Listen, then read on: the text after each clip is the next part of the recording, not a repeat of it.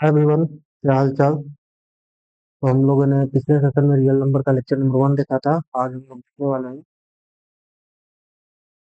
Lecture number 2।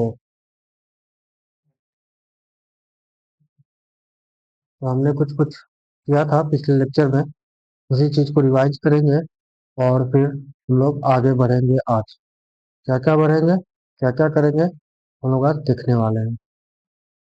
तो शुरू किया जाए।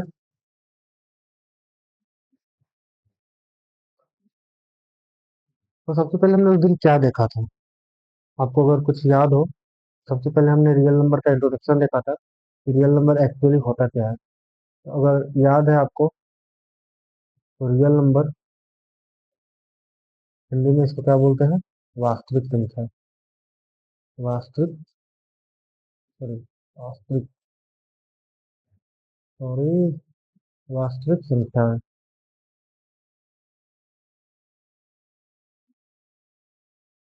वास्तविक संख्या।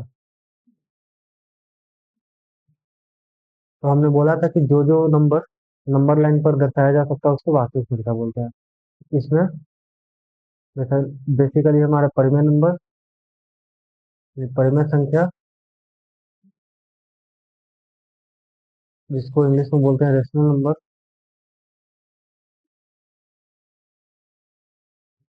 और अपरिमेय संख्या आ जाती है। अपरिमेय संख्या,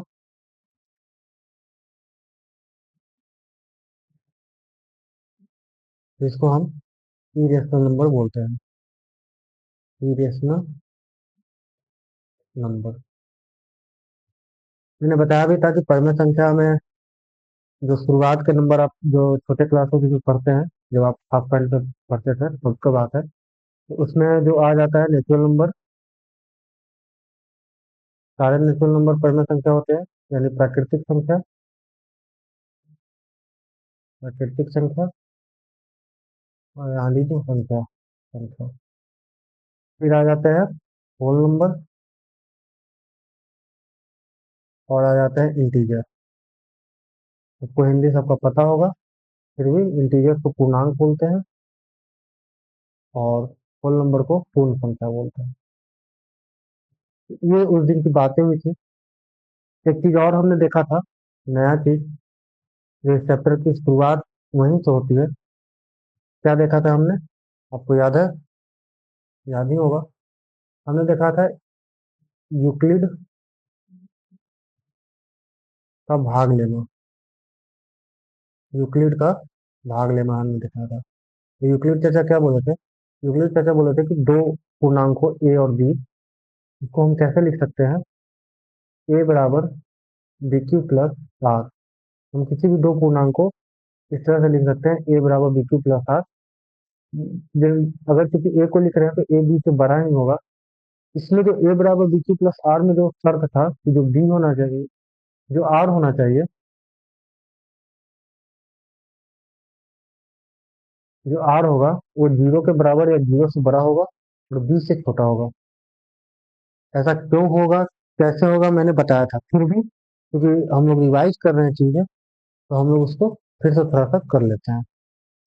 तो एक स्लाइड हम ले लेते हैं। स्लाइड नहीं है यहाँ पे, कोई बात नहीं, ये क्वेश्चन नहीं है, ठीक है। तो अगर हम ए बराबर बी क्यू प्लस आर के बारे में चर्चा करें, यहाँ पर हमने बताया कि आर जो होगा वो जीरो के बराबर या जीरो से बड़ा और बी से छोटा होगा। मैंने बताया था कि ये कुछ नहीं, डिवीजन का रूल है। अगर आप 15 और 250 को ले लेते हैं, ठीक है, आप ले लेते हो ए बराबर 250 और बी बराबर 15, और आपको 15 से 250 को डिवाइड करना है।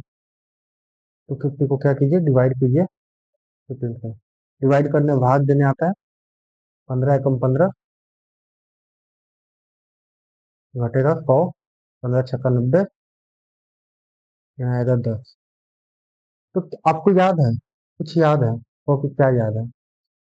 आपको याद होगा कि डिवीजन में एक रूल हमने बचपन में पढ़ा था कि भाज्य बराबर भाजक गुना भागफल प्लस केसफल पढ़ा था हमने। अरे पढ़ा था भाई, याद है? वही तो है। अगर आप इसको यहाँ लिखो तो क्या लिख सकते हो? 250 को लिख सकते हो 15 × 16 +10। हम लिख सकते हैं। यही तो हो गया ना कि ए बराबर बी। क्यू क्या है? कोसेंट है। और आर क्या है? रिमाइंडर है। और आपको पता है कि जो शेषफल होगा कभी भी बी से यानी भाजक से बड़ा नहीं होगा, छोटा ही रहेगा हमेशा। अगर पूर्णतः विभाजित होगा तो जीरो हो जाएगा। यही चीज यहाँ पर लिखा हुआ है। समझ में आया? ये था यूक्लिड का भाग लेमा।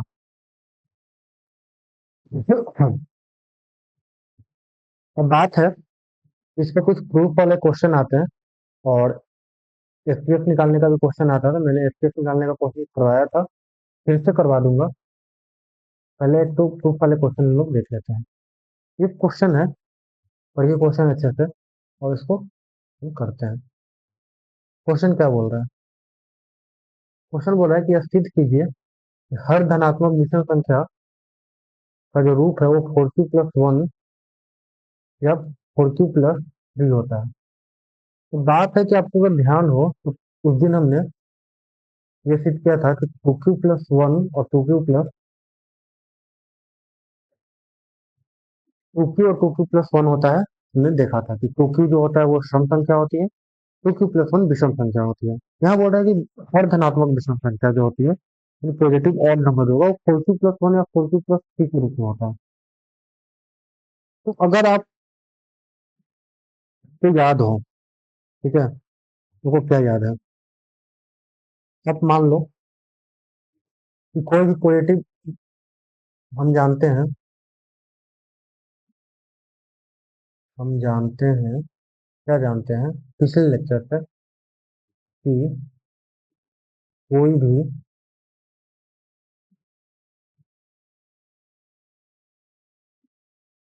धनात्मक विषम संख्या किस रूप में लिखा जा सकता है? 2k+1 के रूप में लिखा जा सकता है। 2k1+ के रूप में लिखा जा सकता है।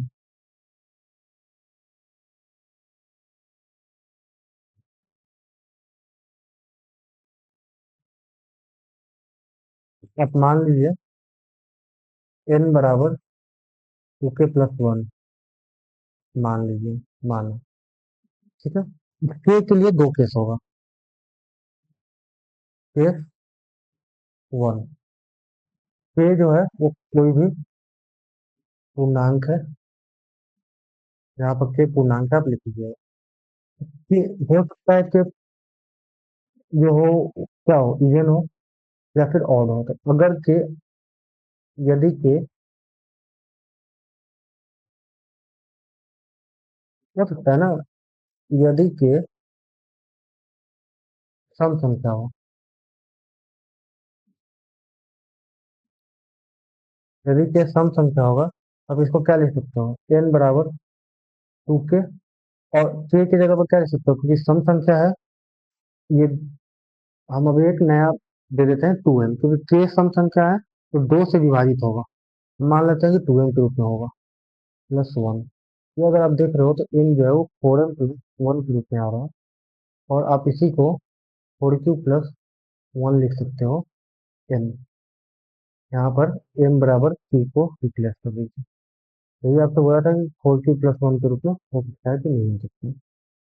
ठीक है, एक केस तो ये हो गया, 4q+1 के रूप में हो गया धनात्मक, क्योंकि n विषम संख्या ही है, n विषम संख्या है। अब दूसरा केस, क्योंकि शायद आगे पेज है नहीं तो मैं यहीं पर कोशिश कर रहा हूँ। केस सेकेंड, दूसरा केस क्या हो सकता है? अगर हम, यदि के विषम संख्या हो, यदि के विषम संख्या हो, देखो इसका प्रूफ करने का तरीका अलग अलग होती है। ठीक है, जब मैं क्वेश्चन कराऊंगा अलग अलग टाइप के क्वेश्चन, इसमें मैं आपको मिसलिनियस में सारे तरीके बताऊंगा। अभी आपको समझना है अपने बुक का आंसर देखना है, कैसे बुक बताया है उसे समझ कर करना है।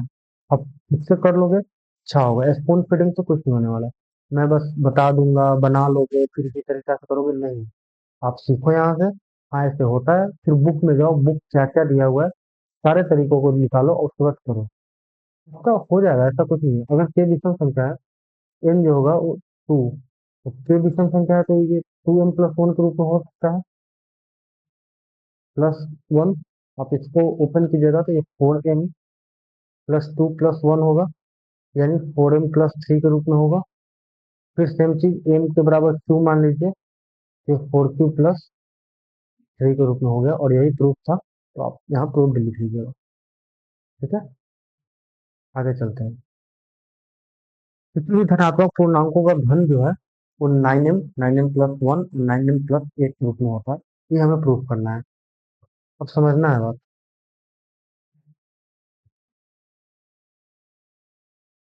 क्या बोल रहा है, किसी भी धनात्मक पूर्णांकों का घन, घन बोला है, घन का मतलब क्या होता है, क्यूब यानी 3 की पावर। किसी भी धनात्मक पूर्णांकों का घन, ठीक है, सोचिए क्या हो सकता है, उस तरह से हम लोग इसको करेंगे। अब देखो करना जरूरी है, ये खुद से क्वेश्चन सोचने लगोगे, बहुत आसान क्वेश्चन होते हैं, एक दो क्वेश्चन आ सकते हैं, इसलिए मैं बोल रहा हूँ। ठीक है, चलिए मान लीजिए इसमें ये कोई धनात्मक पूर्णांक है। माना कि देखो जैसे क्वेश्चन बोल रहा है वैसे कर लेंगे, माना कि ये एक धनात्मक पूर्णांक है, और b बराबर, क्योंकि देखो यहाँ 9 दिया हुआ है, यहाँ 9 दिया हुआ है, यहाँ 9 दिया हुआ है, तो b बराबर 9 मान लो। अगर b 9 है तो यूक्लिड विभाजन से क्या होगा, यूक्लिड भाग लेमा से या फिर विभाजन लेमा से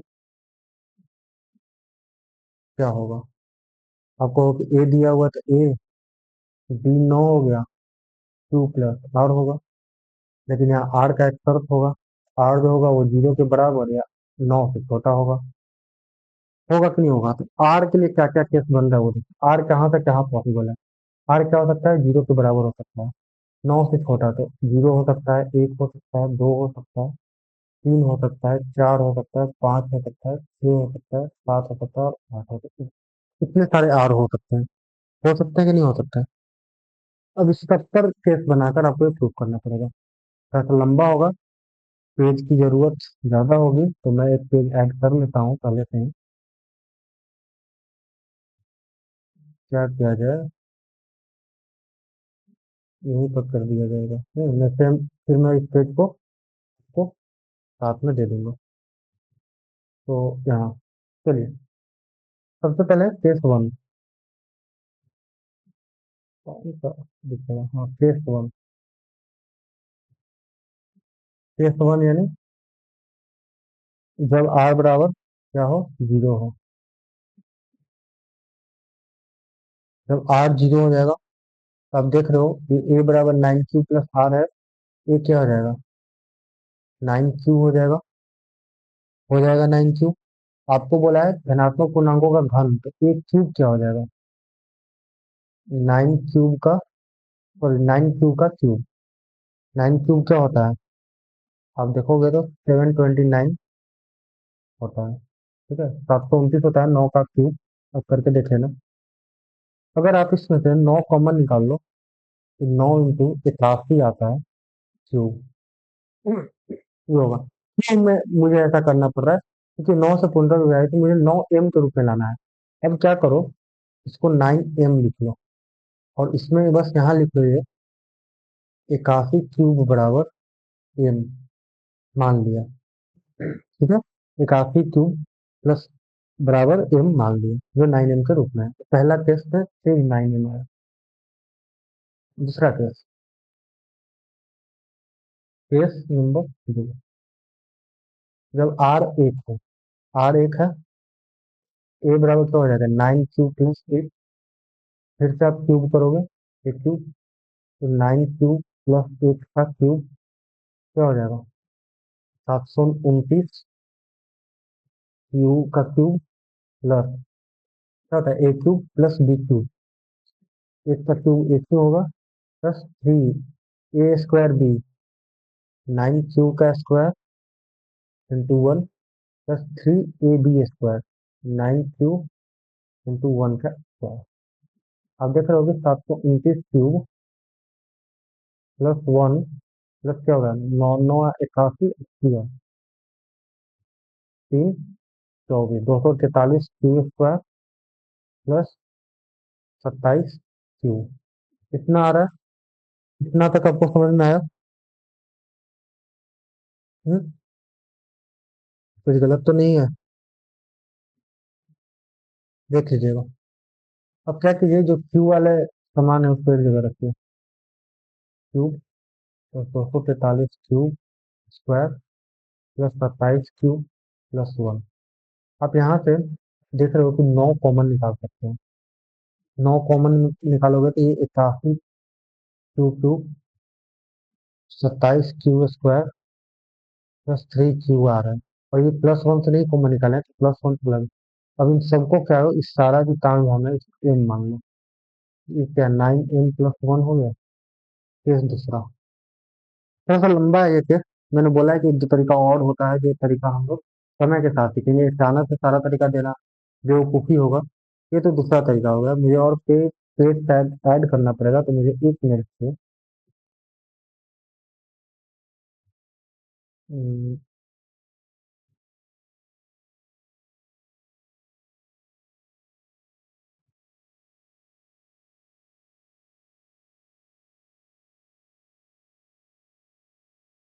चलिए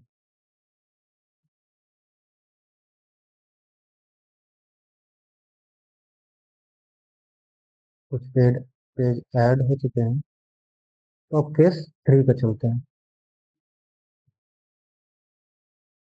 केस 3, केस 3 क्या है कि आर अगर 2 हो, आर 2 होगा, ए बराबर क्या हो जाएगा, 9 क्यू प्लस 2। फिर आप इसका क्यूब करोगे, ए क्यूब, तो 9 क्यू प्लस 2 का क्यूब होगा। ठीक है, वही ताम झाम है, ऐसा कुछ है नहीं, इसमें मैंने ए लिखा था क्या? नहीं, ठीक है, ए क्यूब है। ये ए क्यूब क्या हो जाएगा, फिर से वही 729 क्यू क्यूब, 2 का क्यूब 8 होता है, फिर 3 a² यानी 9 क्यू का square B plus 3 a B का स्क्वायर। ठीक है, 729 की अब आपको समझ में भी आ रहा होगा शायद करना क्या है यहाँ पे। अब देख रहे हो ये क्या हो जाएगा, 81 एक 243 दूनी 108 क्या, इतना क्यू²। तो ये भी हो जाएगा कितना, 27, 27 चौके 27 चौके कितना होगा, 100। भाई अपनी मैथ, कैलकुलेशन वाली मैथ जो है ना, बिल्कुल सही है। कुछ नहीं सोचना है कि भैया क्या करना। चलिए, तो आप यहाँ देख रहे हो कि 729 क्यू प्लस 486 क्यू² प्लस 18 क्यू प्लस 8 है। अब यहाँ से फिर से आप 9 कॉमन ले लो, तो यही ताम झाम बचेगा, 81 क्यू क्यूब 54 क्यू² प्लस 12 क्यू प्लस 8। अब फिर इसको एम मान लो, फिर 9m+8 हो जाएगा। अब मैं क्या बोल रहा हूँ, अब आप तो चूंकि वो चीजें रिपीट होने वाली है, ठीक है। अगर अब क्वेश्चन देखो तो क्वेश्चन क्या बोल रहा था, क्वेश्चन बोल रहा था कि 9m+1 और 9m+8 आना चाहिए। तो इन केस में मेरा आ चुका है 9m। फिर अगर नीचे आप देखोगे जाकर, यहाँ पर देखो 9m+1 और 9m+8 आ गया। अगर आप आर बराबर जैसे ही 3 रखोगे ना, केस 4 में आर बराबर 3 रखोगे, तो आपको फिर से 9 वाला रूप आएगा। आर बराबर 4 रखोगे तो 9m+1 ही आने वाला है, और आर बराबर 5 रखोगे 9m+8 ही आने वाला है। ठीक है, आप करके देख लो, कुछ ज़्यादा उससे फर्क पड़ने वाला नहीं है, आप करके देख सकते हो। फिर आप 5 रखोगे, फिर 9m+8 आएगा, 6 रखोगे 9m आएगा, 7 रखोगे फिर रिपीट होगा। तो आप क्या करना, आप सारा कर लेना और लास्ट में लिख देना कि ये होता है। ठीक है, मैंने उतना करके दिखा दिया आपको, बाकी आप आगे ये आरा मैं छोड़ दे रहा हूँ, आप कर लेना। ठीक है, अब आते हैं, इसको मिटा दूँ, रहने देता हूँ। हमने एसपीएफ निकाला था, अगर आपको याद हो तो। मैं अभी तक पिछले क्लास का ही रिवीजन करा रहा हूँ। तो हमने क्या निकाला था, एसपीएफ निकाला था, यूक्लिड विभाजन एल्गोरिदम से। तो उसी को आज फिर से थोड़ा सा कंटिन्यू करते हैं। और हम एचसीएफ निकालते हैं, इसका किसका,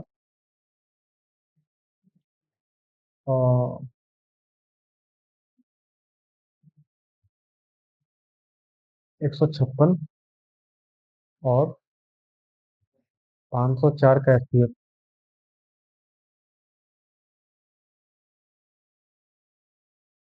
लेकिन यूक्लिड विभाजन से, क्योंकि आगे आप पढ़िएगा एक और तरीका यूक्लिड विभाजन से।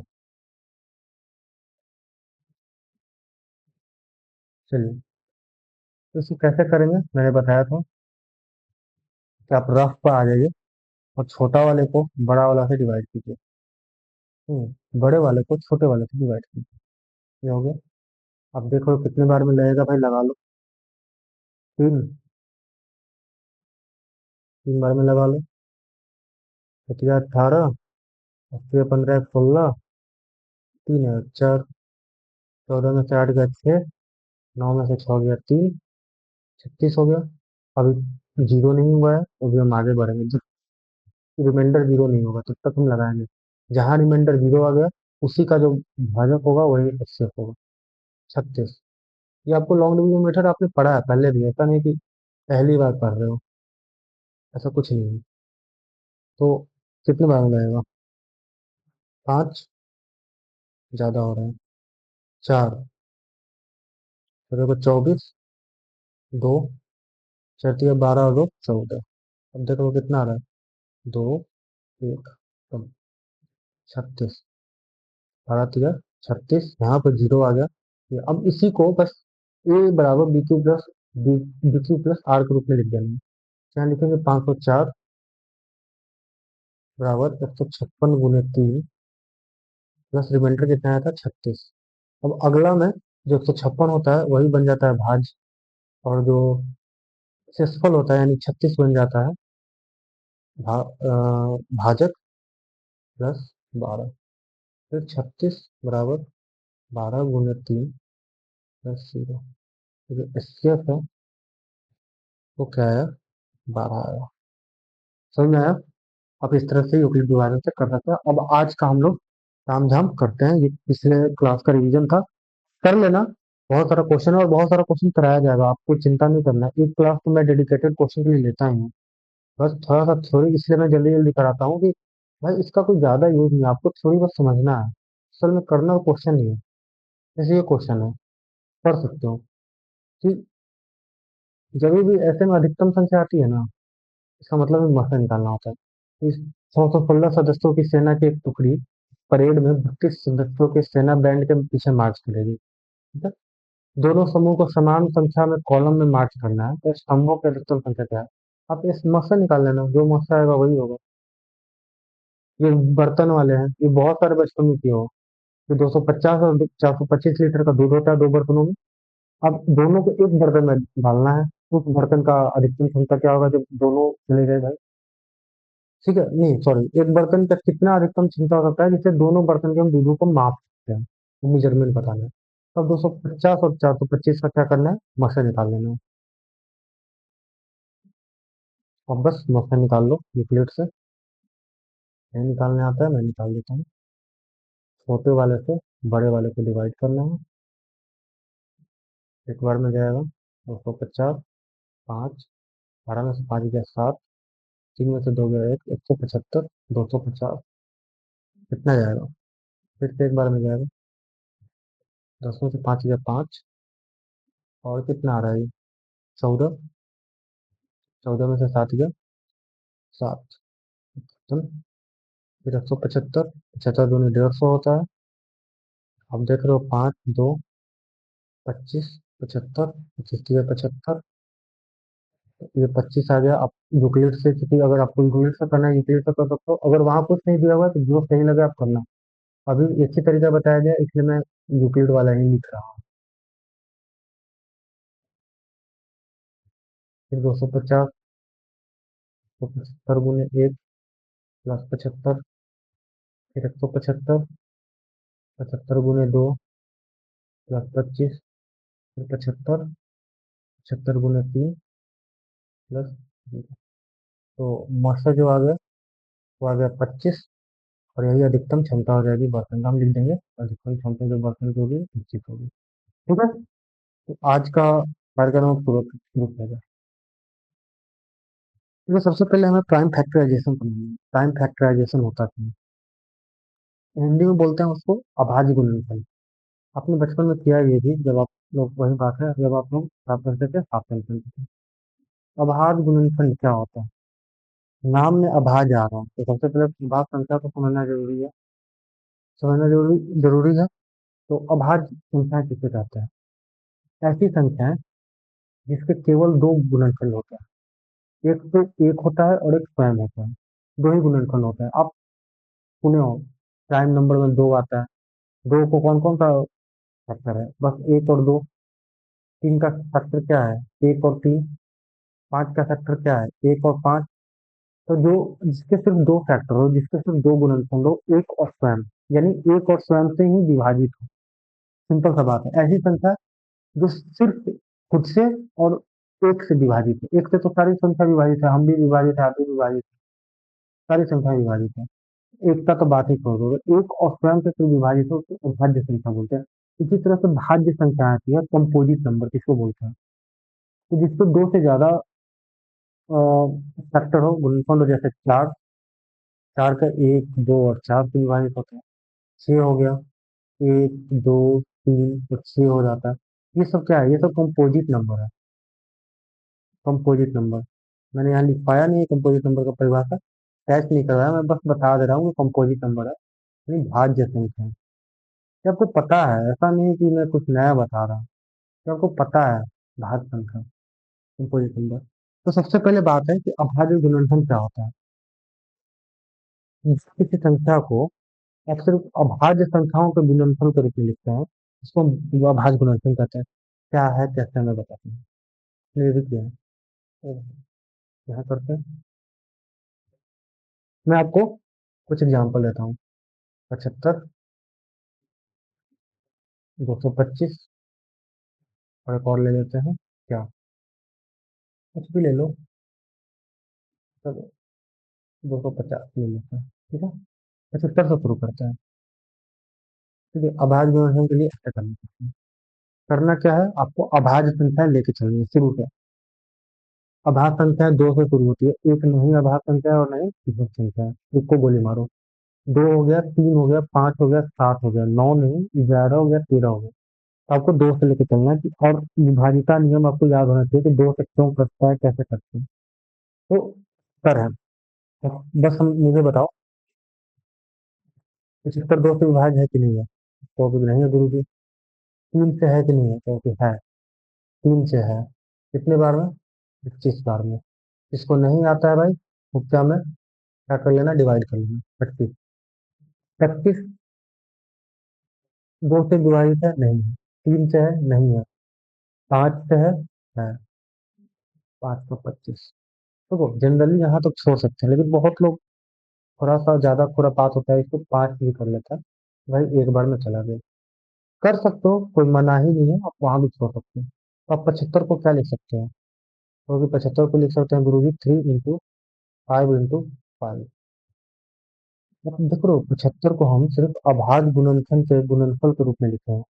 सिर्फ यहाँ अभाज्य नंबर है, ठीक है, अभाज्य संख्याओं के गुणनफल के रूप में लिखे हैं, इसी को अभाज्य गुणनफल कहते हैं। समझ में आया? इसी को अभाज्य गुणनफल कहा जाता है। अगर आप 225 है, एक और ले लेते हैं एग्जाम्पल। दो से विभाजित होगा, कहो कि नहीं होगा गुरु जी। तीन से होगा, होगा गुरु जी, क्योंकि जो संख्याओं का सम है वो तीन से विभाजित हो रहा है, तीन से होगा। तीन सत्ते 21, तीन पच्चीस 15। फिर से मैं बोल रहा हूँ, जिसको नहीं होता वो आप डिवाइड करिए ना पीछे जाकर, इसमें शर्माने की कोई बात नहीं है। शर्माओगे, शर्माते रह जाओगे। सीखना है, 10th में आ चुके हो, सीखना है। और सीखना कैसे है? पीछे गए, कॉपी पर किए, डिवाइड किए, देख लिए। 15 बार 20 बार जब करना सीखोगे तो खुद आ जाती है चीजें। शर्माओगे तो बचते रह जाओगे भाई। बिहार बोर्ड में 100 नंबर लाना बहुत आसान काम है। फिर तीन से विभाजित होगा 25। तीन से नहीं होगा, पाँच से होगा। पाँच। मैंने बोला यहाँ पर भी हो सकते हो, लेकिन अगर ज्यादा खुरापात मन है तो आप कर सकते हो। ये एक का वैल्यू नहीं है, इसलिए एक लिखा नहीं जाता। 225 तो क्या लिख सकते हैं? 3 इंटू 5 ये लिख सकते हैं। अब हाथ गुणनफल के रूप में हो गया 250। दो से विभाजित है, वो कि है गुरु जी। तो दो, दो एकम दो, दो दूनी चार, दो पच्चीस 10, 125 हो गया। दो से विभाजित है नहीं, तीन से भी नहीं है, पाँच से है।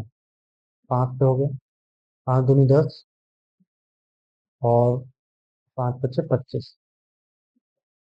पाँच, ये पाँच, और ये एक। तो आप 250 क्या लिख सकते हो?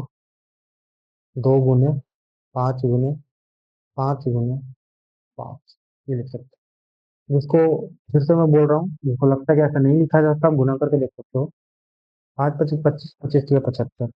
पाँच पच्चीस 25, 25 या 75, 25 या 225। पाँच दूनी 10, 10 पच्चीस 50, 50 पच्चीस 250 हो सकता है। अब क्या करो? अब क्योंकि आपको पावर वाला चीज पता है, पाँच गुने पाँच है तो पाँच का स्क्वायर में लिख सकते हैं। बस लिखने का मैं तरीका बता रहा हूँ। दो बार तीन गुना है तो तीन का स्क्वायर। पाँच दो बार गुना है तो पाँच का स्क्वायर। तो ये आगे काम देगा। ये पाँच, दो, और ये पाँच का क्यूब लिख सकते हैं, ठीक है। अब आज गुणनफल आई होप आपको समझ में आया होगा। नहीं आया होगा, वीडियो रिपीट कर सकते हो, मैसेज कर सकते हो, जो कर सकते हो आप करना। कोशिश करना समझने का, ये बहुत आसान है। ये हार्ड नहीं है। आप कितना भी बड़ा नंबर लो, मैंने छोटा नंबर इसलिए लेकर सिखाया है कि आप सीखे। बड़ा नंबर लेने से विख्यात नहीं हो जाएंगे हम।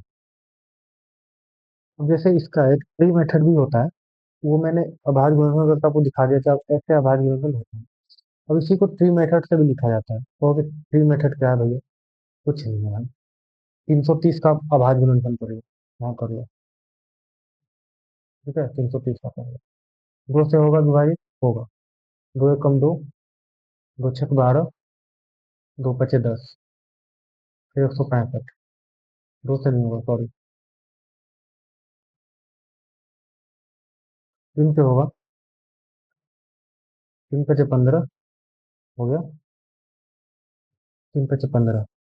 तो पाँच से होगा 11। 11 लिखना चाहो आप लिख सकते हो।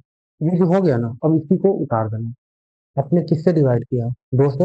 यहाँ दो लिखेंगे। कितना है आपका? 165। फिर किससे डिवाइड किया? तीन से। कितना है? 55।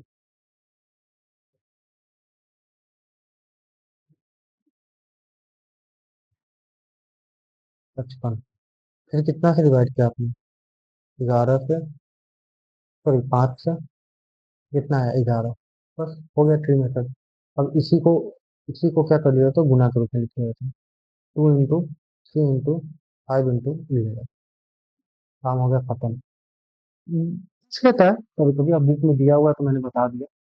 अब ये रहा आपके लिए होमवर्क। 5040। मैं क्या करता हूँ, गुणनखंड आपको करके दिखा देता हूँ, अभाज्य गुणनफल आप ट्री मेथड से बना लेना। ठीक है, गुड। तो 5040 दो से विभाजित होगा, हाँ होगा। फिर दो से होगा, हाँ होगा। अभी भी दो से होगा, बिल्कुल होगा। दो छक 12, दो तिया 6। अभी भी दो से होगा, नो, दो तिया 6, दो कम दो, दो पचे 10। तीन से होगा, तीन कम तीन, जीरो, तीन पचे 15। फिर से तीन से होगा, तीन तिया 9, तीन पचे 15, 5 से होगा 7। मैंने बोला लिखने का माने आप लिख सकते हैं। ठीक है, ये तो 5040 को कैरी करता है।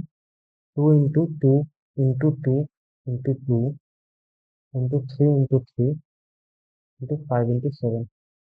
अगर आपको पावर के रूप में लिखना है, 2 का पावर 4, 3 का पावर 2, 5 × 7। ठीक है, आप ट्री मेथड कर लेना, ट्री मेथड कुछ है नहीं, मैं कर ही देता हूँ, आप लोग तो भरोसा नहीं है हमको। 5040। ठीक है, तो आपने पहले 2 से लगाया, तो आपका कितना आया? 2520। फिर 2 से लगाया आपने, कितना आया आपका? 1260। फिर 2 से लगाया, कितना आया? 630। फिर 2 से विभाजित हुआ, कितना आया?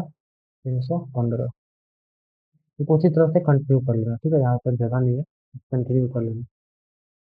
तो ये हो गया अभाज्य गुणनफल का कॉन्सेप्ट, और उम्मीद है आप अभाज्य गुणनफल कर लोगे, जहाँ तक मुझे लगता है।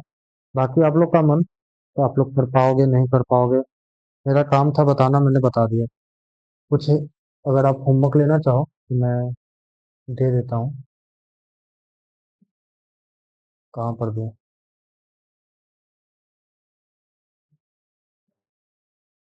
ये रहा कुछ होमवर्क, आपको अभाज्य गुणनफल करना है। 9240 और 10,080 का प्राइम फैक्टराइजेशन करना है, अभाज्य गुणनफल के रूप में लिखना है। ठीक है, चलिए आगे हम लोग चलते हैं। अब एक अच्छा थ्योरम पर चलते हैं। वो कुछ थ्योरम भी कुछ बहुत बड़ा चीज नहीं है, फिर भी पढ़ना है तो पढ़ना है। अंकगणित का मौलिक प्रमेय, इसको आप आधारभूत प्रमेय भी बोला जाता है। ठीक है, मतलब अंकगणित का आधारभूत प्रमेय, यानी अंकगणित अर्थमेटिक जो है यहीं से शुरू होती है, इसी चीज पर सारी चीज टिकी हुई है। तो क्या बोलता है कि हर एक से बड़ी, जितना भी एक से बड़ी प्राकृतिक संख्या है, अभाज्य संख्या को गुणनफल के रूप में लिखा जा सकता है, और यह केवल एक ही रूप में लिखा जा सकता है। बात खत्म। एक से बड़ा जितना भी प्राकृतिक संख्या है उसको आप अभाज्य गुणनफल के रूप में लिख सकते हैं। अब ये प्राकृतिक संख्या है ना, इसमें एक और चीज हो जाता है दूसरी किताब में, आप इसके जगह पर एक से बड़ी भाज्य संख्या है, ठीक है, ये भाज्य संख्या को कोई अभाज्य नहीं लिख सकता, अभाज्य जो रहेगा उसको क्या ही लिखेंगे। एक से बड़ी जितने भी भाज्य संख्या है उसको आप अभाज्य संख्याओं के गुणनफल के रूप में लिख सकते हो। ये तो आप समझ रहे हो कि अगर भाई 64 है तो आप इसको लिख सकते हैं 32, 16, 8, 4, 2। ये तो तरीका है। बात ये है, यह केवल एक रूप, यानी यूनिक तरीका से लिखा जा सकता है। अब ये क्या है मैं बता रहा हूँ आपको। अगर मैं कोई एग्जांपल लूँ, एक अच्छा सा एग्जांपल लेते हैं जिसमें सब चीज आ जाए, और क्या लिया जाए? 42 लिया जाए, 42 लेते हैं। अब देखो, ये दो 21 से जाएगा, 3 ये 7 से जाएगा। ठीक है, अगर आप 42 को क्या लिख सकते हो? तो 42 को लिख सकते हो 2 × 3 × 7। बहुत बच्चा कहता है कि भैया हम इसको तो 7 × 3 × 2 भी लिख सकते हैं। एक और बच्चा आएगा कि हम इसको 3 × 7 × 2 भी लिख सकते हैं। एक और बच्चा आएगा कि 3 × 2 × 7 भी लिख सकते हैं। तो मैंने तो इतने अलग अलग तरीका से लिख दिया। ये क्या बोल रहा है भाई, ये कौन सा बला है जो केवल एक तरीका से लिखा जा सकता है? यहाँ पर बात है, क्रम बदल सकता है। अब 2 को इधर भेज दो, 7 को उधर भेज दो, तो क्या ये चेंज हो जा रहा है? 2 और 7 एक तरीका से लिखने का मतलब है ना कि 2 3 7 के अलावा और कोई भाज्य भाज्य संख्या इसमें नहीं आने वाला। अब कुछ भी कर लो, माथा पीट लो, कुछ भी कर लो, तो कोई चीज नहीं आने वाला, और कोई तरीका से अभाज्य संख्या दूसरी अभाज्य संख्या नहीं आ सकता। तो क्रम बदल सकते हो। इसीलिए मैं बोलता हूँ, कभी कभी बच्चा क्या होता है ना कि ढूंढने लगता है, भाई आपको 7 से पहाड़ा आ रहा है, 42 7 आ रहा है, 7 से 42 कर लो, ये 2 के 6 कर लो। अब ये भी लिख सकते हो। अब 2 से शुरू करना जरूरी नहीं है। 2 से शुरू इसलिए किया जाता है क्योंकि वो कन्वीनियंट होता है कि हम 2 के साथ 3 5 लगा लेंगे, 7 लगा लेंगे, लेकिन अगर आपको टेबल याद है, आप कहीं से भी शुरू कर सकते हो, बस शर्त वो अभाज्य संख्या होनी चाहिए। क्योंकि बहुत लोग ये भी करता है, 42 है, 14 से कट रहा है, 3 कर लेते हैं। अरे भाई ये 14 भाज्य है, अभाज्य नहीं है, ये अभाज्य नहीं है, ये नहीं होगा। समझ में आया क्या बोला? फंडामेंटल थ्योरम अर्थमेटिक, किसी भी भाज्य संख्या को आप अभाज्य संख्या के गुणनफल के रूप में लिख सकते हो, और वो एक ही तरीका से लिखा जा सकता है, बस उसका क्रम जो पोजिशनिंग है वो बदल सकते हैं। आई होप आपको समझ में आया होगा। चलिए, अब यहाँ से मतलब शुरू होता है।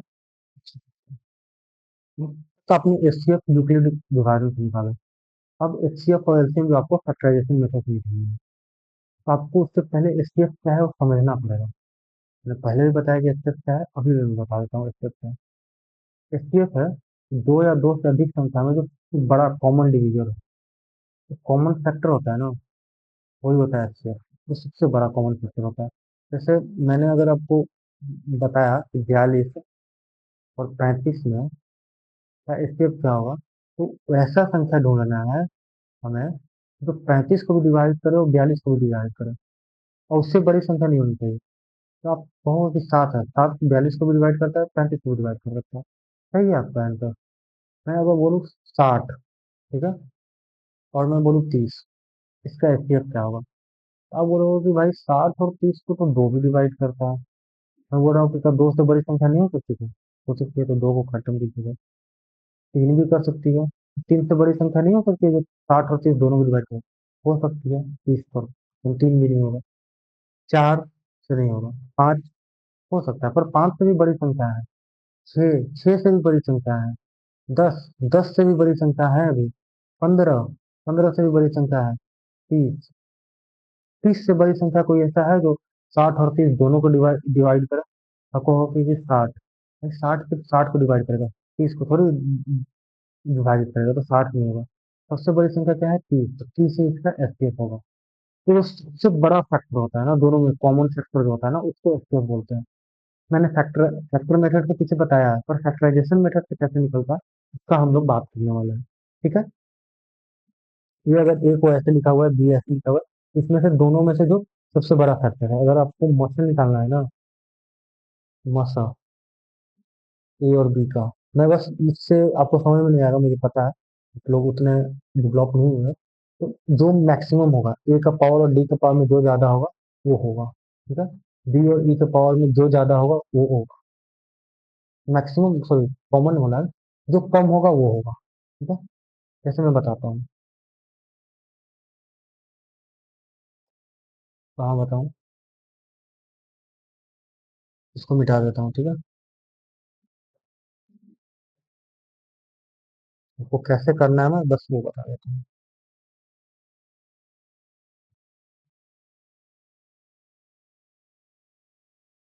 मौसम निकालना है 60 और 30 का। ठीक है, तो आप कैसे करोगे? फैक्टराइजेशन मेथड से। तो 60 गुणनखंड मेथड से 60 का गुणनखंड करोगे 30, फिर 2 से लगाओगे 15, फिर 3 से लगाओगे, क्या होगा? 5, 5 से लगाने का मन है लगा लो। फिर 30 का, 2 से लगाओगे 15, 3 से लगाओगे 5, 5 से लगाओगे 1। तो अगर मैं कहाँ पे लिखूँ, यहीं पे लिखता हूँ। 60 को क्या लिख सकता हूँ? आप देख रहे हो कि 2 गुने 3 गुने 5। 30 को क्या लिख सकता हूँ? 2 गुने 3 गुने 5 गुने 5, बस। अब इसमें से जो कॉमन है ना उसको कॉमन कीजिए, कॉमन फैक्टर निकालिए। आप देख रहे हो कि एक तो 2 कॉमन है, ठीक है, ये 2 नहीं होगा किसी तरह, एक 3 कॉमन है और एक 5 कॉमन है। तो यही मासा हो गया आपका। मासा क्या हो जाएगा? 2 गुने 3 गुने 5, 3 दूनी 6, बचे 30। मैंने आपको 30 बताया था, मैं उस तरीका से भी इस तरीका से भी आया, बट पावर के तरीका से कैसे करेंगे? जिसका कम पावर होगा। जैसे अगर मैं यहाँ पर आपको 60 फिर से लिख कर दिखाऊँ, कि 2 का स्क्वायर है, 2 गुने 2 है, 2 का स्क्वायर, फिर 3 गुने 5, ये 30 है, ये 2 है, 2 का पावर 1 है, 3 गुने 5। ये तो एक पावर है, एक पावर है, एक पावर है, एक पावर है। कॉमन पावर रहेगा तो कॉमन, कम ज्यादा में तो जो कम है, क्योंकि एक ही कॉमन होता है ना, 2 का पावर है। मास्टर जो होगा, होगा 2 गुने 3 गुने 5, जो कि 30 आया। तो आपको समझ में आना चाहिए, ठीक है, क्योंकि एलसीएम एचसीएफ और एलसीएम इसी तरह से बनेगा। अब एलसीएम क्या है कि सबसे छोटी संख्या जो दोनों से डिवाइड हो जाए, उसमें देखो, उसमें फैक्टर खोजते हैं, इसमें मल्टीपल खोजते हैं, ठीक है, इसमें मल्टीपल ढूंढा जाता है। जैसे इसका भी एग्जांपल मैं आपको देता हूँ। तो 60 और 30 का एलसीएम निकाल लेते हैं, ठीक है, लहसुन निकाल लेते हैं। 60 और 30 का क्या होगा, कैसे निकालेंगे? पहले तरीका से निकालें। तो मुझे वो छोटी से छोटी संख्या ज्ञात करनी है जो 60 के भी पहाड़ा में है और 30 के भी पहाड़ा में है। फिर से सुनना, मैंने मॉडल में क्या निकाला, वो बड़ी से बड़ी संख्या निकाला जो 60 को भी डिवाइड करे, 30 को भी डिवाइड करे। बट यहाँ क्या है कि वो छोटी संख्या निकालना है, 60 के भी टेबल में है और 30 के भी टेबल में है। तो ठीक है भाई, तो भाई छोटा वाला टेबल पढ़ना फिर करो, बेवकूफी है। बड़ा वाला टेबल पढ़ना फिर करो। 60, 60 के टेबल में आता है, हाँ जी आता है। 30 के टेबल में आता है, हाँ जी आता है। हो गया, काम खत्म, यही गलती है। इससे आगे क्यों जाना, आपको सबसे छोटी संख्या लिखना था, 60। बड़ा वाला जो नंबर है ना, उसका पहाड़ा पढ़ना शुरू करो, जहां कॉमन निकल जाए वही आंसर। आगे मत बढ़ो, आगे सब कट जाएगा। 120 30 का भी मल्टीपल है। बट हमें छोटी से छोटी संख्या निकालना है, हाँ, ठीक है। और फैक्टराइजेशन मेथड से कैसे करते हैं वो कर लेते हैं। 60 का फैक्टराइजेशन अभी किए थे, 30, 15, 3 और 5। फिर 30 का 15, 3 और 5, 60 आया। 2 गुने 2 गुने 3 गुने 5। 30 आया, 2 गुने 3 गुने 5। और इसमें कॉमन नहीं देखना, इसमें जो ज्यादा बार आया है वही लिखेंगे, ठीक है, क्योंकि मुझे टेबल लिखाना है। तो लसा जो होगा,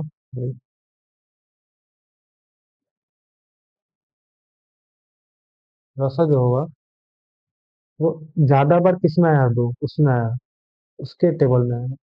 कम बोले लोगे तो फिर 60 के टेबल में आएगा ही नहीं ना। 2 इंटू 2, 3 तो दोनों में एक ही बार आया, 5 भी एक ही बार आया। अगर जो अनकॉमन भी रहता उसको भी हम लेते हैं। 2 दूनी 4, 12, 12 25 60, यही लसा है। समझ में आया? और भी आगे हम लोग करने वाले हैं। अब देखो, ये चीजें हैं जो आपको याद रखनी है कि एस एचसीएफ क्यों स्मॉलेस्ट पावर लेता है, क्योंकि हमें ऐसा फैक्टर चाहिए जो दोनों में कॉमन है। इसलिए जितनी बार दोनों में आता है वही होगा। लेकिन लार्जेस्ट एलसीएम क्यों लेता है, क्योंकि हमें ऐसी संख्या चाहिए कि दोनों से पूरी तरह डिवाइड हो जाए। इसलिए जितना मैक्सिमम बार फैक्टर चाहिए उतना पावर लेते हैं। सिंपल सा चीज है। तो जरूरी बातें थी, क्या थी?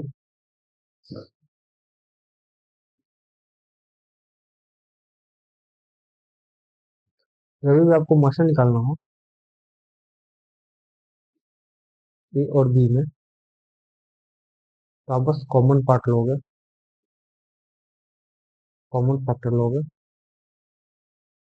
उसका मिनिमम कॉमन फैक्टर लोगे, ठीक है, कॉमन फैक्टर का जो मिनिमम पावर होगा। फिर अगर आप लॉसा जब निकालोगे,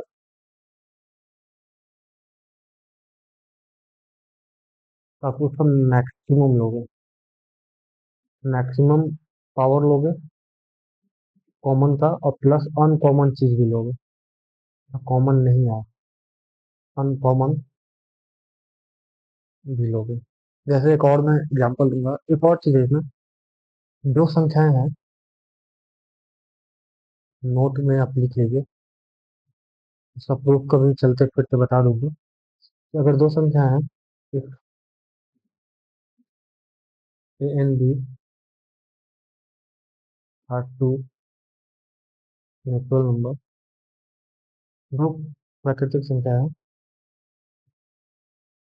इनका जो गुणनफल होगा यानी ए इंटू बी जो होगा, वो इनके मास्टर और लसा के बराबर, गुणनफल के बराबर होगा। Master A into B, sorry A B और लसो ये भी। तो बहुत जरूरी चीजें हैं, आपको याद कर लेना। तो दो दो पूर्णांकों या दो प्राकृतिक संख्याओं का जो गुणनफल होता है, उनके लसो और मसो के गुणनफल के बराबर होता है। इसमें क्वेश्चन बहुत आते हैं और करना जरूरी है। ठीक है, तो आज का जो थ्योरी वाला पार्ट है वो इतना ही है।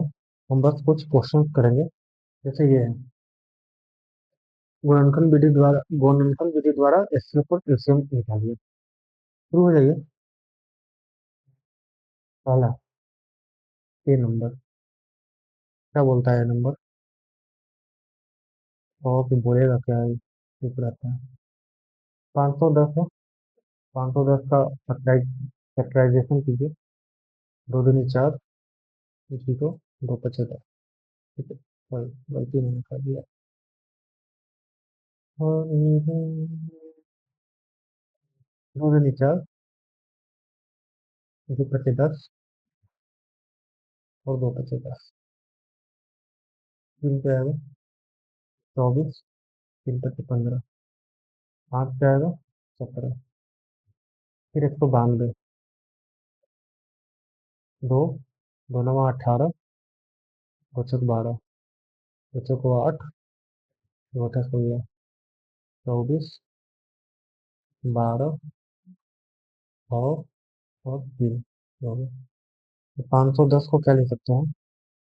यहीं पे एलसीएम भी और एचसीएफ एक ही साथ लिखना है, बार बार नहीं करना। 5 × 17, 192 को क्या लिख सकते हैं? मैं पावर में लिख दूँ, 1 2 3 4 5 6, दो का पावर 6 × 3। तो मशा के लिए मैंने बोला कॉमन फैक्टर का जो मिनिमम पावर होगा, मैंने मैक्सिमम पावर लिख दिया, नहीं ठीक है मिनिमम। दो भी कॉमन है और इवन तो इसका दो का पावर 1 है, दो का पावर 1 कॉमन लेंगे, मशा जो होगा वो 2 होगा, और 3 एक कॉमन है तो 3 होगा, और कोई कॉमन नहीं है, मशा तो होगा 6। लसा के लिए मैक्सिमम पावर लेंगे, दो का पावर 6 × 3 कॉमन है, 3 होगा, जो अनकॉमन चीज है वो भी होगा, 5 × 17। दो का पावर फिर कितना होगा? कीजिए कीजिए, मैं भी कर लेता हूँ।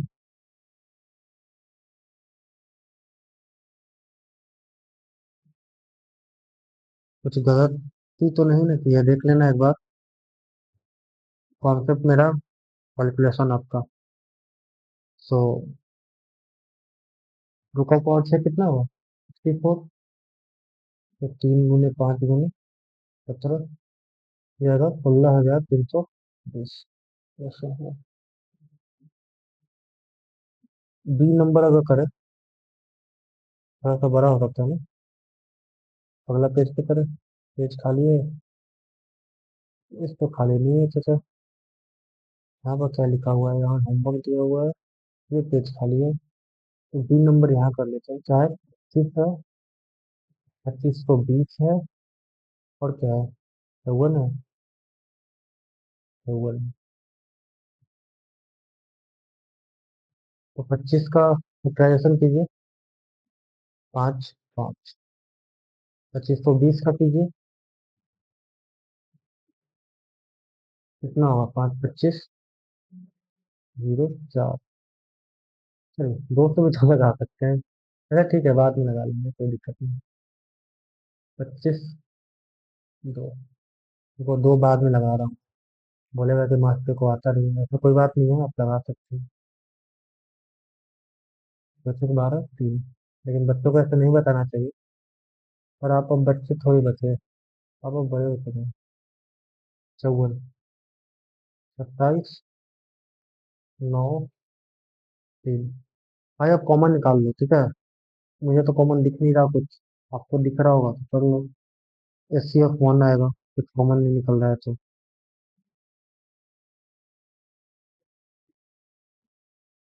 कुछ कॉमन तो नहीं दिख रहा ना, कि मैंने क्वेश्चन गलत लिख दिया?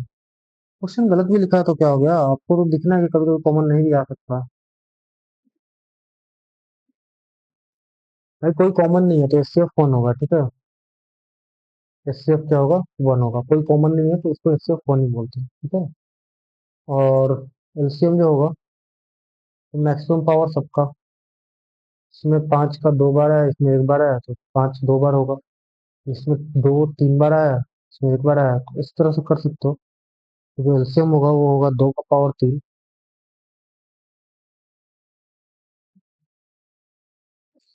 यहाँ तो 3 3 बार आया, तो 3 का पावर 3, और 2 बार 5 आया और 1 बार 7 आया, तो करोगे तो एलसीएम जो आएगा वो 37,800 आएगा। ठीक है। आगे का क्वेश्चन आप ये पूरा कर लेना, this is your homework.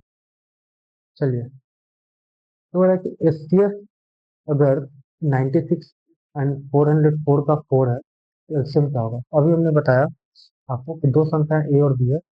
A into B जो होता है वो एलसीएम इंटू एचसीएफ होता है। मैंने बताया अभी ये कॉन्सेप्ट। इसके अनुसार इसका क्या होगा सॉल्यूशन? आपको अभी सॉल्यूशन कुछ नहीं होने वाला। 96 इंटू 404 जो होगा वो एचसीएफ ऑफ 96 404 इंटू एलसीएम 96 404 होगा। तो 96 इंटू 404, एचसीएफ आपको दिया हुआ है 4, और एलसीएम आपको निकालना है, तो एलसीएम क्या हो जाएगा?